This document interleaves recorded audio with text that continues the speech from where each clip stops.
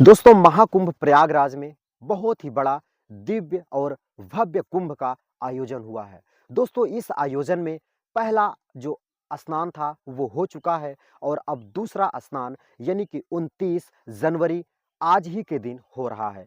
लेकिन दोस्तों कल की रात की एक बहुत बड़ी खबर निकल कर आ रही है कि प्रयागराज महाकुंभ में भगदड़ मचने की वजह से 50 से 60 लोगों की मौत हो जाती है और कहीं न कहीं 100 से 150 से ज़्यादा लोग घायल हो जाते हैं और उन्हें पुलिस प्रशासन एम्बुलेंस की व्यवस्था करके हॉस्पिटल में एडमिट कराती है।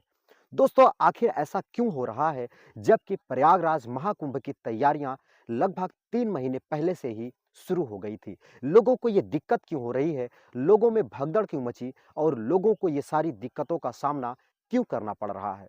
दोस्तों आइए जानते हैं इस पूरी कहानी को इस वीडियो के अंदर कि आखिर प्रयागराज संगम का असली जो सच है वो क्या है, क्यों लोगों को इतनी सारी दिक्कतें हो रही हैं। तो वीडियो में लास्ट तक बने रहिएगा, लाइक करिएगा, चैनल को सब्सक्राइब करिएगा और अगर आप महाकुंभ आ रहे हैं तो मेरा मानिएगा 2 दिन बाद आइएगा क्योंकि भीड़ बहुत ही ज़्यादा हो चुकी है, उनको कंट्रोल करना मुश्किल हो रहा है। तो आप थोड़ा सा इंतज़ार कर लीजिए, गंगा यमुना संगम सब कुछ वही रहेगा, बस थोड़ी सी भीड़ कम हो जाए, आप आ करके महाकुंभ का आनंद ले लीजिएगा। भैया मैं जाने दो, भैया नहीं ना आना, मैं जाने दो।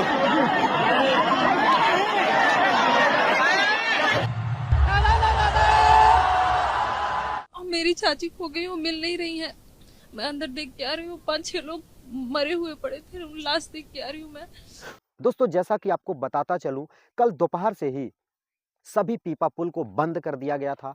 झूसी साइड के जितने भी लोग थे उन सभी को बोला जा रहा था कि आप गंगा में ही स्नान करके वापस चले जाओ क्योंकि संगम में बहुत ही ज़्यादा भीड़ हो चुकी है, जिस वजह से इन सभी पीपा पुल को बंद कर दिया गया है। लेकिन बहुत सारे लोगों को संगम में स्नान ही करना था, तो उन लोगों को बताया गया कि अगर आपकी हिम्मत आपके साथ है तो आप शास्त्री ब्रिज होकर के यानी कि कुल मिलाकर के 10 से 12 किलोमीटर की दूरी तय करते हुए आप सेक्टर नंबर 1 से होते हुए आप बड़े हनुमान मंदिर होते हुए संगम जा करके स्नान कर सकते हो।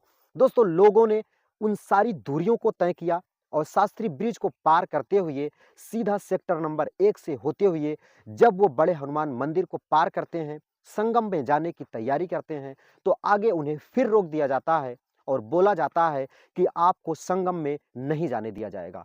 अब संगम में लोगों की एंट्री बिल्कुल बैन है, वहां पर बहुत ही ज्यादा भीड़ हो चुकी है, सरकार ने मना कर दिया है।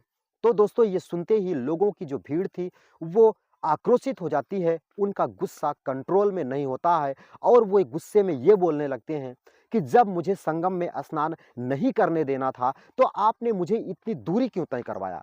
आखिर पहले ही बोल दिया होता कि आप किधर से भी जाओगे, आपको संगम में स्नान नहीं करने दिया जाएगा, फिर मैं वहीं स्नान करके वापस चला जाता।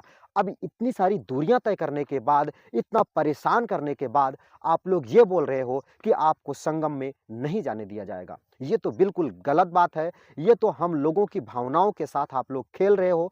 हम लोगों की भावनाओं की कोई कद्र नहीं हो रही है। दोस्तों फिर क्या, लोगों की जो भीड़ थी वो जो वहां पे बैरियर लगे हुए थे, जो नो एंट्री थी लोगों की, उसी में धक्का मुक्की शुरू हो जाती है और लोग एक दूसरे को धक्का दे करके उस बैरियर को तोड़ने लगते हैं और उसी में अफरा तफरी में भगदड़ मच जाती है। दोस्तों उसी भगदड़ में लोग जो नीचे गिर जाते हैं उनके ऊपर पब्लिक चढ़ती हुई दबाती हुई चली जाती है, जिस वजह से भारी एक्सीडेंट हो जाता है लोगों के भगदड़ की वजह से। क्या करेंगे, जाके देखिए हमारी पत्नी और हमारी बहन मरी हुई है और मोटरसाइकिल लेके जा रहे थे, रुक रहा था, इसीलिए भैया मैं जाने दो, भैया नहीं ना आना, मैं जाने दो।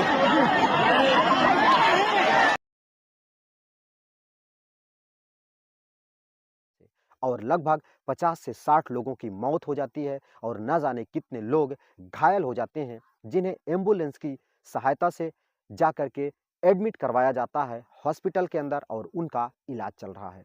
तो दोस्तों ये थी बड़ी वजह, जब पीपा पुल बंद कर दिया गया था फिर भी पुलिस प्रशासन की लापरवाही थी, जो लोगों को सही जानकारी नहीं दिया गया और लोगों को बताया गया कि आप घूम कर आइए, आपको संगम में स्नान करने दिया जाएगा, जबकि सच्चाई ये थी कि संगम में स्नान नहीं करने दिया जा रहा था, चाहे वो रेलवे स्टेशन प्रयागराज जंक्शन से आ रहे हों, चाहे वो झूसी पुल होकर के सेक्टर नंबर 1 से बड़े हनुमान जी मंदिर होकर आ रहे हों, व फिर वो चाहे किधर से भी आ रहे हों, क्योंकि सभी पीपा पुल बंद कर दिया गया था, संगम स्नान बंद कर दिया गया था।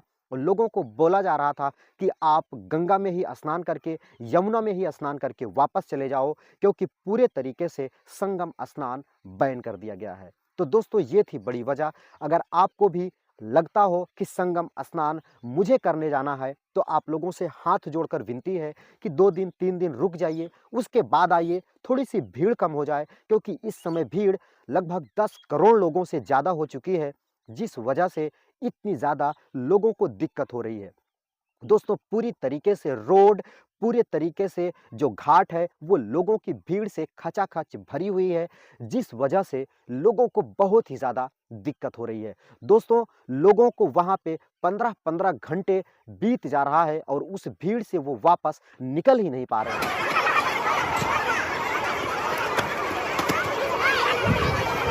भैया हमें जाने दो, भैया नहीं ना आना, हमें जाने दो।